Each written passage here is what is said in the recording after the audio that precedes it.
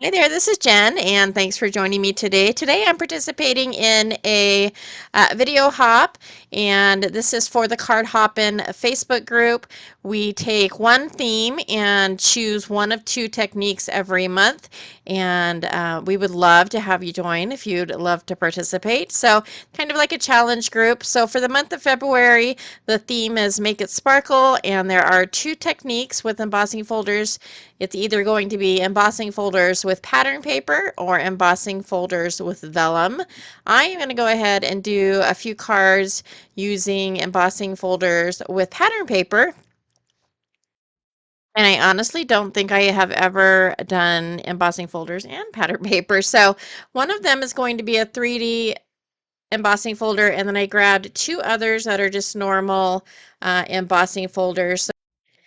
And I grabbed a few different 6x6 paper pads from my stash to try and experiment just a little bit with this technique and see what looked the best. So I tried to find patterns that weren't super busy, but also had a good amount of kind of, I guess you could say, empty space, as well as I tended to go towards more of the dark papers for the technique that we're going to do for two of the cards. One of the cards I changed it up a little bit just to experiment and see what worked with it. But for the 3D embossing folder that I'm using, this is an Alta new embossing folder called Fairy Tale Florals, and I went ahead and used that embossing folder for the main card that we're doing today.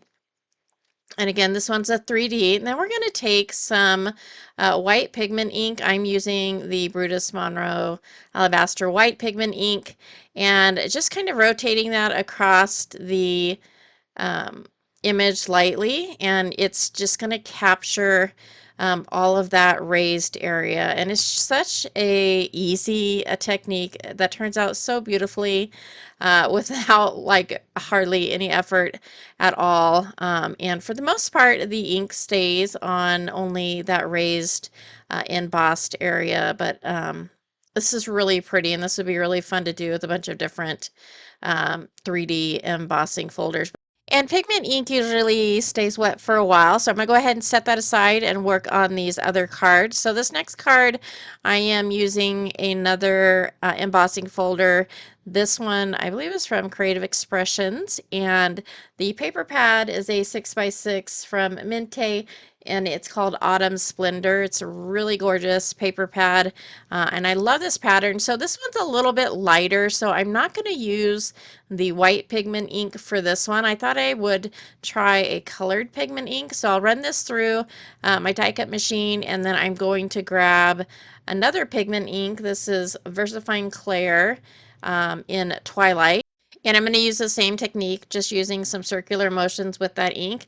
And then I grabbed the white pigment ink just to see what it would look like on the lighter color cardstock, and it didn't show up all that well. And so I just did a little bit of that on the corners. And then since the theme this month is add some sparkle, I'm going to go ahead and grab some gold embossing powder. I have a little bit in a salt and pepper shaker, and I'm just spreading that on my cardstock. And then we'll grab the heat tool and melt the embossing powder. I think that looks really pretty on that pattern paper. So since I did that, I decided to go ahead and take some of the gold embossing powder and put it on the flower, the 3D card, and I got a little too clumped up with the embossing powder. So I went ahead and spread that. Take the heat tool and melt that powder as well, and then we'll set that one aside. And then for the last one, I'm grabbing this paper pad. I believe this is from Hobby Lobby, and I'm trying to find a piece of paper that's got a little bit of a floral pattern and then certain empty space. And so this black and gold one fits the bill perfectly. Plus, it's got sparkle already on it a little bit. And I'm going to use this Tim Holtz embossing folder that's just a standard embossing folder. This one is more of like a crochet pattern. I was gonna emboss the whole piece of paper and then decided that I just wanted a portion, so I'm just gonna put that at the embossing folder at a little bit of an angle and run that through my machine, so it will be just on a small portion of that pattern paper. And for this card, for the final card, I only use a small portion of this anyhow, so I guess it didn't really matter. But we'll go ahead for this one, and we're going to use the white pigment ink again. So this one kind of shows what it would look like over more of a pattern. You've got that floral pattern in the corner, and I think it turns out really pretty with the little pops of pink that show through the white. And so for this one, I go ahead and use my heat tool and dry that pigment ink.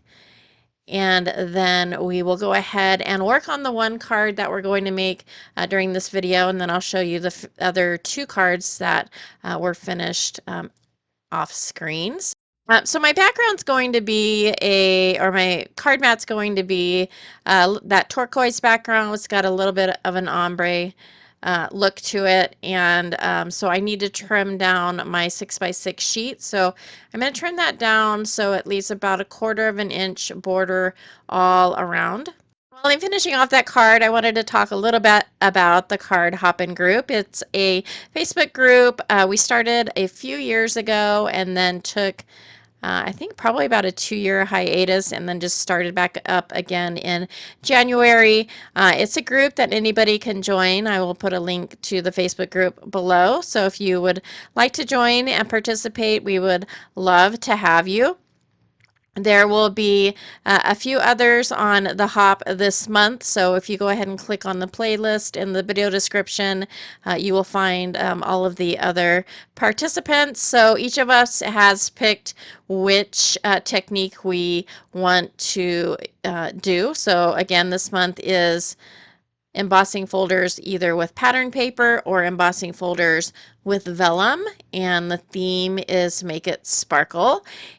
And the goal of the group is really to challenge you to create with some different prompts. And it is also, for the participants, a great way to kind of jog that creativity, sometimes think outside of the box. And it's just really fun to try and think of different ways to use our supplies using the theme and technique that's out there for the month. So again, if you're interested in joining, I will leave that link in the description below. For this card, I finished it off by using some Pink Fresh Studios glitter gold drops for the center of those flowers. And then the other two cards that I completed off screen were this first one that we used kind of that crochet background. I actually hated this card initially, and then I found some different elements to add to it, and I ended up actually making it almost one of my favorites. And then this card, more of a masculine card, I used a visible image stamp set called You're a Classic. And then the final card that we created today, and that will do it. I hope you enjoyed this video. If you have a favorite, please comment below and let me know which one that is. Don't forget to check out the other participants in the Hop. Thanks so much for spending some time with me today, and I hope to see you next time.